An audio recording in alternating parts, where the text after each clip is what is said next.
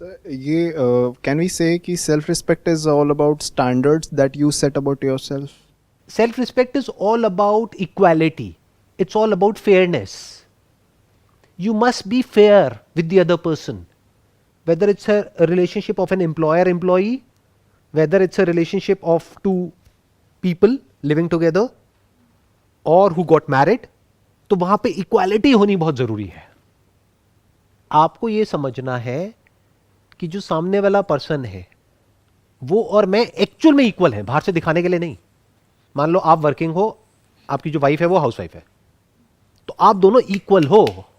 ये नहीं है कि वो हाउसवाइफ है तो आप कुछ भी उसको बोलने लग जाओगे या उसको जा करके इंसल्ट करोगे या कुछ उल्टा सीधा बोलोगे. इसका मतलब क्या है? आपके खुद के फंडे क्लियर नहीं है. तो इसकी शुरुआत कहां से होती है सेल्फ रिस्पेक्ट की? कि आपके खुद के फंडे क्लियर होने चाहिए. That is one. बट आपके फंडे क्लियर है, सामने वाले के नहीं है. अब क्या करोगे? Take a stand. हम अभी बात कर रहे थे जैसे इंडिया में पेरेंटिंग की, कि हम जनरली हमारे यहाँ पेरेंट्स होते हैं, एल्डर्स होते हैं.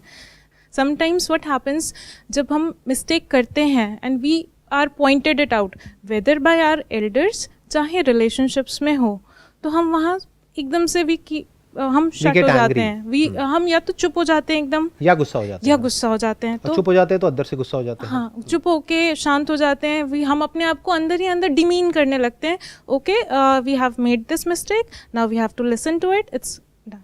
हाँ, तो उनसे आप बड़े पोलाइटली आराम से बात कर सकते हो कि मैंने माना मेरे से गलती हो गई, बट गलती तो आपसे भी हुई होगी कभी ना कभी लाइफ में. क्योंकि अगर आप कहते हो कि मैं एक गलती हूं, तो मैं किस गलती की वजह से इस दुनिया में आया? जो गलती आपने करी. आराम से बैठ करके उनसे बात कर सकते हो कि आई एक्सेप्ट कि मेरे से गलती हो गई है, बट बार बार जो आप मुझे बोलते हो मुझे अच्छा नहीं लगता है, तो प्लीज़ आप आगे से मत बोलना. क्योंकि आप कुछ मेरे को बोलोगे, फिर ऐसा ना हो मैं भी कुछ ऐसा बोल दूं कि फिर आपकी भी जो सेल्फ रिस्पेक्ट है वो हर्ट हो जाए. तो इसको बोलते हैं स्टैंड लेना.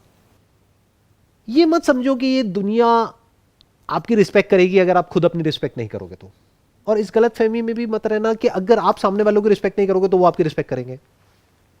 तो आप उनकी रिस्पेक्ट कर रहे हो इसलिए नहीं कि उसमें उनका फायदा है, आप उनकी रिस्पेक्ट कर रहे हो क्योंकि उसमें आपका फायदा है. That is number one. वो आपको खुद को समझना है. ये इसकी एक लेयर हो गई. क्योंकि आप किसी की रिस्पेक्ट करोगे तो ही वो आपकी रिस्पेक्ट करेगा. आप किसी से तमीज से बात करोगे तो ही वो आपसे तमीज से बात करेगा.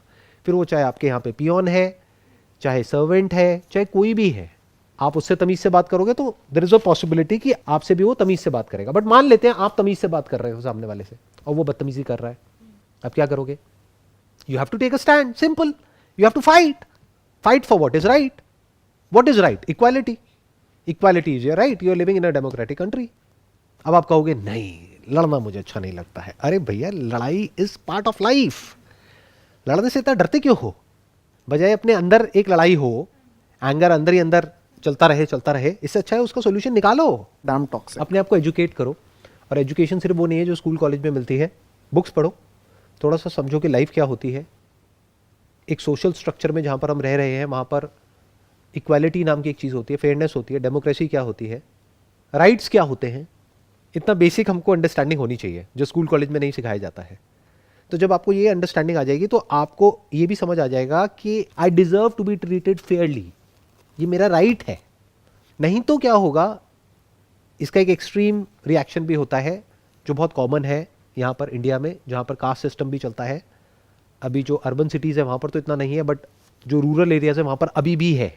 तो वहाँ पर उन लोगों को इतना सप्रेस कर दिया जाता है कि उन लोगों के माइंड में बैठ जाता है कि हम इन्फीरियर हैं. ये प्रॉब्लम है.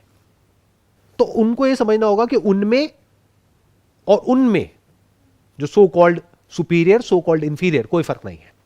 जब ये बात अच्छे से गहराई से उन लोगों को समझ आ जाएगी तो एक बात तो पक्की है कि वो खुद को अच्छे से ट्रीट करने लग जाएंगे. जहां से शुरुआत हो जाएगी कुछ बदलाव की.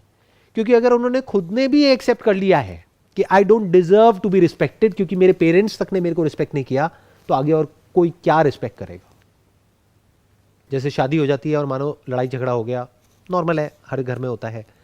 बट यहां पर क्या प्रॉब्लम होती है? लड़की घर पे फोन करती है तो घर वाले कहते हैं कि अब थोड़ा बहुत एडजस्ट करना ही पड़ेगा. अब वो थोड़ा बहुत एडजस्टमेंट कहां तक जाएगा और कब तक चलेगा? ये सलाह ही गलत है. दे शुड से कि लड़ना नहीं है, लेकिन पोलाइटली सामने वाले को समझा दो कि मेरी आदत नहीं है इस तरह से ये सब चीज़ें टॉलरेट करने की. पावर डायनामिक्स होती है एक रिलेशनशिप में, ये चीज़ें हम कभी एक्सेप्ट नहीं करते। हम क्या बीच में कॉन्सेप्ट घुसा देते हैं इमोशनल होकर के, प्यार है, मोहब्बत है, ये है, वो है, पता नहीं क्या क्या कहानियां बनाने लग जाते हैं। एक रिलेशनशिप में जो फाउंडेशन है वो प्यार नहीं होता है, रिस्पेक्ट होता है, इक्वालिटी होती है, फेयरनेस होता है, एप्रिसिएशन होता है एक दूसरे के लिए, तब जाकर के वो रिलेशनशिप एक्चुअल में प्रॉस्पर करती है। तो आपको अपनी सेल्फ रिस्पेक्ट को खुद बचा करके रखना है।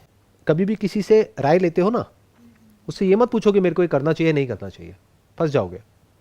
उसने बोला करना चाहिए और आप नहीं करोगे तो रिलेशन खराब होगा, वो कहेगा नहीं करना चाहिए फिर आप करोगे तो रिलेशन खराब होगा।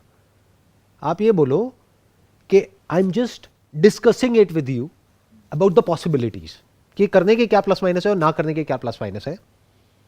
मैं एज अ फ्रेंड या एज अ वेल विशर या एज योर चाइल्ड, अगर आप अपने पेरेंट्स से डिस्कस कर रहे हो, बट डिस्कस कर रहे हो आपसे कि ये करने की क्या प्लस माइनस है और ये ना करने की क्या प्लस माइनस है, आपके एक्सपीरियंस के बेस पे मैं समझने की कोशिश कर रही हूं। डोंट टेल मी कि ये करना है नहीं करना है।